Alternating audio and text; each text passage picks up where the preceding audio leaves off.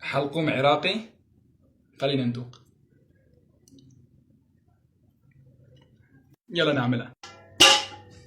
طنجرة أو جدر، كاستين سكر، كاسي ونص مي. بنجيب لنا خفاقة مرتبة، وهلا بنشغل الغاز. هلا بنضل عم نحرك ليدوب السكر على الآخر، ولبين ما يدوب السكر بيكون أنا شربت لي كاس متى على الرواق. بعد ما حطينا كاسين سكر وكاسي ونص مي وتركنا السكر لذاب بالمي، بنجيب شوي ملح الليمون أو حمض الليمون أو الليمون دوزي، بنحطه هيك بندقه وندشروا ناعمين. بننزل حمض الليمون عليهم. هلا بنجيب كاسة نشا وبنجيب كاسة مي بنحطها فوق النشا، وبنضل بنخلط لحتى يدوب معنا النشا. هلا بنبلش بننزل النشا مثل الخيط شوي شوي وبنحرك، ما بنوقف ابدا، بنضل عم نحرك، بنضل بنحرك لنوصل لهذا القوام. شفتوا هيك لهذا القوام. بنجيب حبتين مستكي مثل هولي وبندقن على الناعم. هلا بننزل المستكه اللي عملناها وبنضل عم نخلط. نرجع بنجيب كاسة سكر، بس بننزلها بالتدريج شوي شوي، يعني اول نص وبنخلط النص الثاني وبنكفي خلط.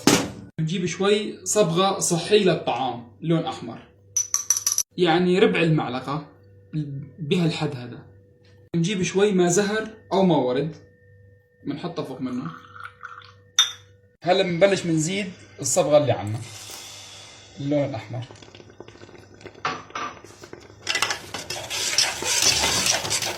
هلا بنكفي تحريك لمدة 15 دقيقة أو 20 دقيقة بس لحتى يعطينا لون بعد ما تماسك، حتى يصير متماسك كله مع بعضه. بنضل عم نحرك بهذا الشكل، نعمل لهم هيك، نعمل هيك. شفتوا كيف هي؟ بعد بدها شوي صغيرة لحتى تصير أكثر بشكل مطاطي أكثر. شفتوا كيف؟ بهذا الشكل بدي إياه. وصلنا للقوام اللي نحن بدنا إياه. نجيب اي صينيه بالبيت او صينيه بايركس مثل هاي، بنحط شويه نشا بارضها بهذا الشكل. هلا بنبلش بننزل الراحات الحلقوم على الصينيه بهذا الشكل هيك. هلا بنمدها بهذا الشكل. فلتت هي. يلا بنمدها بهذا الشكل على قد الصينيه. بعد ما مديتها بهذا الشكل كمان بجيب نشا وبرشلها على وجهها بهذا الشكل هيك كمان شوي، بحيث غطيها كلياتها. واصلا النشا طيب يعني.